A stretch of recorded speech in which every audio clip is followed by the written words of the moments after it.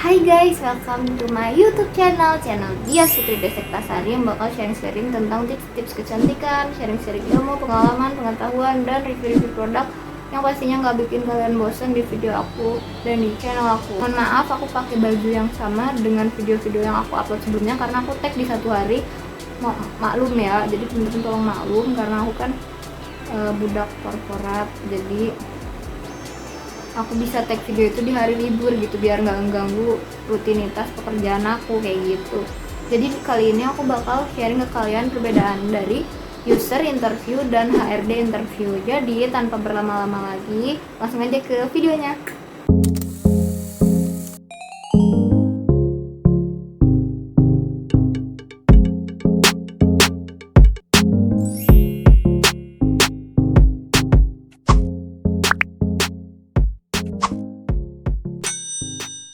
Hai guys, nah jadi kali ini aku bakal sharing ke kalian apa sih perbedaan dan apa aja sih yang ditanyain. Maksudnya poin-poin penting yang ditanyakan pada saat HRD interview dan user interview. Jadi sebelumnya aku mau kasih disclaimer dulu, aku di sini nggak bermaksud untuk sok tahu gitu ya. Aku sharing cuma berdasarkan pengalaman aku pribadi di berbagai macam tes ngelamar pekerjaan gitu loh. Aku jadi bisa nyatet dan ngambil kesimpulan apa sih perbedaan dari HRD dan user interview kayak gitu. Jadi langsung aja.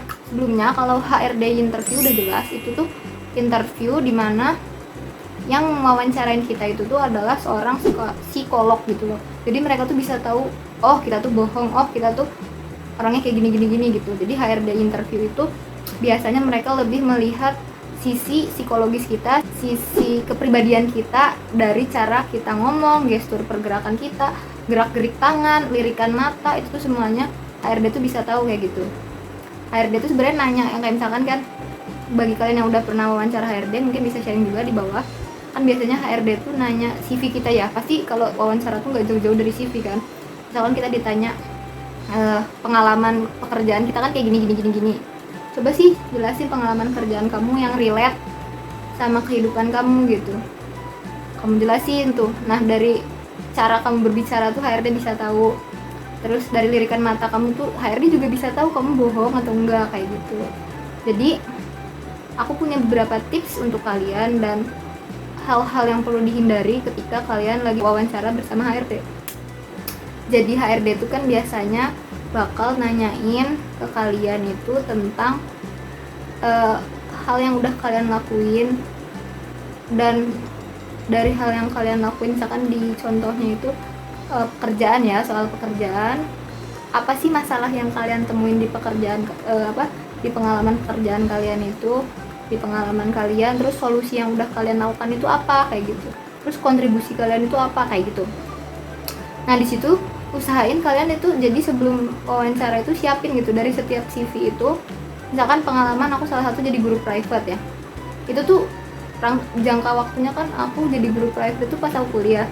Nah otomatis HRD-nya nanya kan, kamu lulus kuliah tahun 2019 tapi ini jadi guru private di tahun 2017 sampai 2018. Nah coba ceritain gimana pengalaman kamu, masalah yang kamu hadapi, terus solusinya gimana.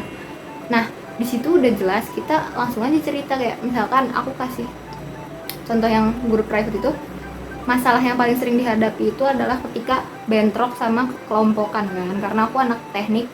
Oh iya, bagi kalian yang belum tahu, karena kalian baru berkunjung di video aku, kalian bisa klik link di bawah. Sorry, ini mulut dan tangan tuh nggak sinkron gitu. Link di atas, aku tuh jurusan apa dan kalian tuh harus tahu kayak gitu. Sharing ke HRD-nya tuh dengan antusias, seantusias mungkin dan selancar mungkin, dan kalau bisa kalian jangan AE gitu. Jadi sebelumnya kalian latihan di depan kaca ya, buat ngomong sama orang tuh biar nggak gagu gitu. Jadi aku cerita kalau aku permasalahan utama itu yang tadi bentrok dengan kelompokan. Nah di situ apa solusi yang aku lakuin gitu, udah jelas karena guru private kan sifatnya fleksibel.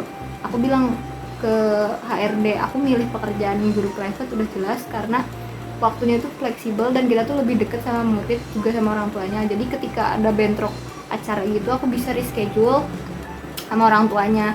Nah solusinya dari situ aku kontak orang tuanya, minta reschedule jadwal, dan aku datang di hari lain kayak gitu. Nah, tapi langkah yang aku lakuin untuk bisa reschedule itu apa? Jelas, kita harus keep in touch sama keluarga dari muridnya itu gitu. Jadi kita harus respect sama mereka, kita deket sama mereka, kita istilahnya jangan cuma datang buat ngajarin terus pulang dapat duit kayak gitu, enggak gitu. Jadi kita harus keep in touch gitu loh, solidarity ya gitu. Itu salah satu contoh sederhana banget. Jadi istilahnya CV kalian tuh dibedah tapi di hal-hal yang kayak gitu-gitu. Jadi HRD tuh lebih memfokuskan penyelesaian masalah kalian itu seperti apa, terus cara penyampaian kalian dari CV itu tuh kayak gimana gitu. Nah kayak gitu. Oke, nah jadi itu yang tadi poin pertama yang HRD ini batu. Nah itu poin pertama yang HRD tanyain ke kalian.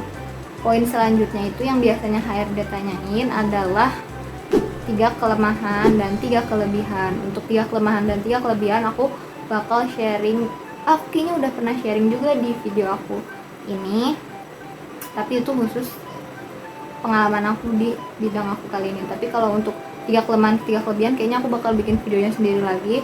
Jadi intinya kalau 3 kelemahan 3 kelebihan pun sama, kalian harus siapin aksi nyata dari kelemahan kalian itu kayak gimana, cara mengatasi kelemahan kalian, dan kelebihannya itu kalian tuh kelebihannya itu dalam bidang apa, terus contoh realnya kalian bisa apa kayak gitu. Oke. Nah untuk selanjutnya adalah user interview. Kalau user interview itu biasanya itu kelihatan interviewnya itu lebih apa istilahnya, lebih satu tingkat daripada HRD interview, karena user tuh biasanya kita udah bertemu dengan orang-orang penting dari perusahaan yang bakal kita lamar. Nah kebetulan beberapa kali aku wawancara itu user interview itu wawancaranya dengan petinggi-petinggi kayak misalkan manajer area ataupun pimpinan dari HR rekrutmen suatu perusahaan itu kayak gitu, ataupun GM atau general manager dari perusahaan yang kita lamar kayak gitu. User interview sendiri aku juga punya poin penting buat kalian yang mau menghadapi wawancara user. Jadi yang pertama, pastikan gestur tubuh kalian itu istilahnya mencerminkan ini loh pegawai yang aku pengen kayak gitu, ini loh karyawan yang aku pengen di kantor ini. Ketika kita masuk aja, misalkan masuk ke ruangan user, tok, permisi pak, saya Dias dari peserta nih. Oh iya silakan masuk, ya terima kasih bapak gitu kan, lebih enak tuh kalau permisi. Jadi jangan langsung buka masuk kayak gitu. Jadi bikinlah first impression dari user interview itu bagus gitu. Nah terus kan misalkan kita user interview masuk ke ruangan, terus ada kursi kosong, di depannya ada beberapa user ataupun sendiri gitu ya, kita jangan langsung duduk juga gitu, kayak pak saya izin duduk ya gitu kayak. Kalau enggak kita berdiri kayak, bapaknya pasti nanti silakan duduk mbak gitu kayak. Intinya tuh jangan langsung nyelonong gitu lah, manner kita tuh harus dijaga gitu. Terus kalau udah disilakan atau misalnya itu ya boleh mbak duduk gitu, kalian terima kasih banyak pak, tek kayak gitu. Jadi intinya kalau user itu kalian harus jaga manner sebaik mungkin. Latihan bisa lihat video-video HRD gimana caranya bikin gestur tubuh kalian itu seperti profesional kayak gitu. Aku juga nonton beberapa kali video di YouTube dan itu sangat membantu gitu. Dan ketika user interview itu dia lebih kebanyakan menanyakan pengalaman kita di pekerjaan yang relate sama job yang bakal kita lamar. Contoh misalkan aku nih, ini contoh doang ya, beberapa kali aku ketemu user, pasti mereka tuh nanyain pengalaman pekerjaan aku tuh yang di bidang marketing. Aku pernah jadi sales misalkan ya, di CV itu aku ngejelasin aku pernah jadi sales, atau aku pun pernah danusan kayak gitu-gitu, fundraising waktu latihan kepemimpinan kayak gitu. Mereka nanyain gimana sistem aku fundraising, terus relatein apa istilah, hubungkan dengan pekerjaan yang bakal aku lamar kayak gitu. Di situ aku jelasin aja gitu kayak, aku menggunakan strategi gini loh pak, bukan aku nih, sorry, saya menggunakan strategi kayak gini pak kayak gitu. Dan hasilnya gimana ya, kalau bisa kita harus bangga sama hasil yang udah kita capai. Menurut kamu segitu udah besar. Ada dua jawaban yang kita harus jawab secara diplomatis. Saya selalu bersyukur apapun yang saya dapatkan, tapi saya selalu ingin berkembang lebih baik daripada yang sebelumnya sudah saya kerjakan kayak gitu loh. Pasti kan perusahaan ingin, oh ini anak pengen berkembang nih kayak gitu. Dan biasanya di user itu ditanyain visi misi kedepannya kamu tuh seperti apa, jadi kalian juga harus siapin visi misi kalian itu seperti apa gitu, nggak serta merta langsung mikir di tempat gitu loh. Jadi list-listannya kayak gitu ya, kaitannya dengan job kalian di pengalaman, terus visi misi kalian selama 5 tahun ke depan, kalau misalkan kalian keterima kerja di sini kalian bakal apa, kayak gitu. Terus hal yang terakhir yang ditanyain user itu paling sering tuh apa yang membuat kami ingin menerima kamu, kayak gitu kan, pasti semua user kayak gitu. Dan itu udah jelas gitu, kalian kaitin aja sama CV kalian yang kalian sebutin tadi 3 kelebihan kalian, relatein sama perusahaannya. Misalkan aku kasih contoh nih, ini disclaimer lagi, ini contoh aja ya. Apa yang membuat saya pengen menerima kamu sebagai pegawai. Jadi perusahaan bapak atau perusahaan ini merupakan salah satu perusahaan yang terbesar di Indonesia, yang dimana banyak sekali orang yang pengen kerja di sini, dan saya kompatibel kerja di sini karena saya memiliki kelebihan seperti ini, dan saya orangnya mau berkembang dan ingin memajukan perusahaan ini 5 tahun ke depan. Contohnya kayak gitu. Jadi misalkan saya itu orangnya ingin selalu berkembang dan beradaptasi di lingkungan baru. Kalau misalkan jurusan kalian nggak relate gitu ya, bilang di lingkungan baru. Dan ingin selalu berkembang dan mengembangkan perusahaan ini, kayak gitu guys. Tapi kalau misalkan ada pertanyaan lagi, kalian siap ditempatin di mana aja?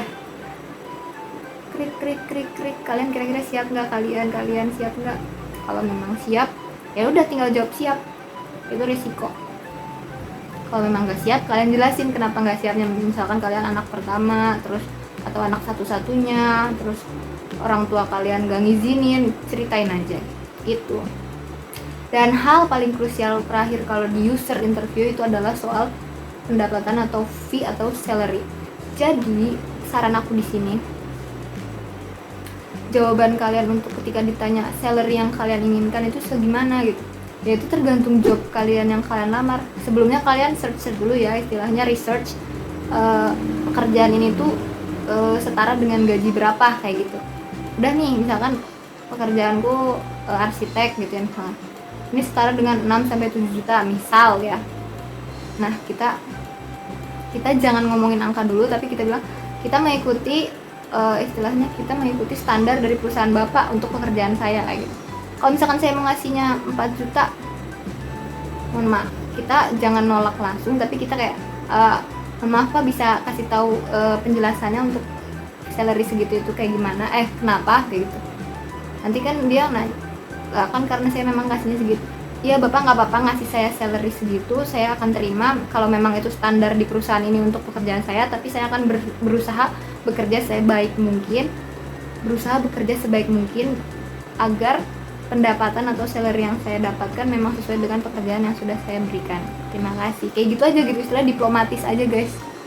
Aku sharing karena memang pengalaman gitu ya, dan beberapa temanku yang hebat-hebat mereka tuh cerita kayak gitu, dan ada yang sekarang gajinya tuh di atas istilah 2 digit gitu, banyak guys, karena menerapkan hal-hal tersebut. Mungkin sekian video kali ini tentang perbedaan HRD interview dan user interview. Semoga video kali ini bermanfaat buat kalian yang lagi kebingungan daftar kerja, karena sekarang kan biasanya wawancaranya mendadak gitu kan. Nah kalian cocok banget nonton video kali ini, semoga bermanfaat buat kalian. Jangan lupa pencet tombol subscribe, terus nyalain lonceng notifikasinya, di like video aku kalau kalian suka, dislike kalau nggak suka, komen kalau kalian mau request hal-hal lain yang bakal aku sharing tuh nggak akan ada habisnya gitu. Apa sih? Ya udah, cukup sekian. Bye bye. Terima kasih udah nonton video aku.